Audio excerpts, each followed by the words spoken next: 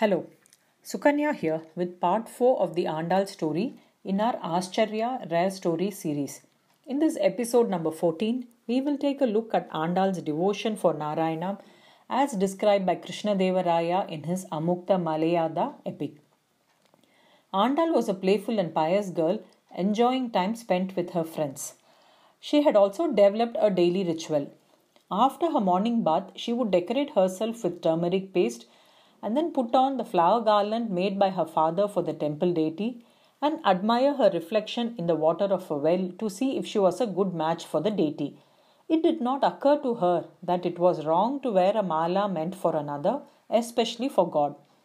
She would then put the mala back in her father's basket and later the same mala would adorn Vatapatra Sai. This went on for a while. But one day she did get caught when Vishnu Chitta saw her wearing the garland. After scolding her for wearing the mala meant for the deity, an upset Vishnu Chitta did not take it to the temple and prayed to the deity for forgiveness. That same night, Vatapatra Sai came in his dream asking him, "Why did you not bring the garland which was worn by Andal? The garland becomes more beautiful after she wears it." Vishnu Chitta got the indication from the dream that his daughter was no mere mortal. And we are also reminded here by Krishnadevaraya about Andal's previous avatar as Krishna's consort, which is why she continued to stay connected to Krishna even in this birth.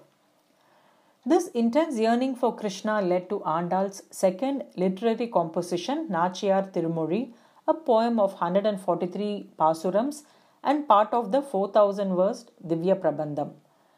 Nachiyar means goddess, while Tirumozhi means sacred sayings. The pasurams are organized into 14 segments called Tirumozhis that each deal with a specific topic. The first Tirumozhi is a plea to Kamadeva, the god of love, for his help in uniting her with Krishna. The others are about how to hasten her union with Krishna. The poem concludes with that union. Nachiyar Tirumozhi shows the way of how single-minded dedication of the self can lead to attaining spiritual bliss. In one of the Tirumozhis, Andal sends a cuckoo or koyal as her envoy to Narayana to convey her love for him.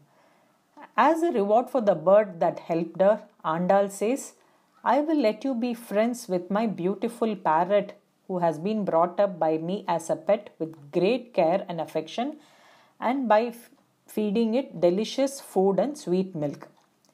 As a reminder of this pasuram, even today, on the left hand of Andal's Vigraha at the temple dedicated to her in Srivilliputtur, every day a parrot made of leaves and flowers is kept. What is interesting to also note is that Tirumozhi 6, Varanamayiram, finds place in all Tamil Vaishnava weddings even today. In Varanamayiram, Andal describes her dream of a marriage with Krishna, sharing intricate details of the ceremony set in the then Vedic times. Over 1,000 years later, these customs have managed to stay on and we still follow them. And I'm sure you've heard this song.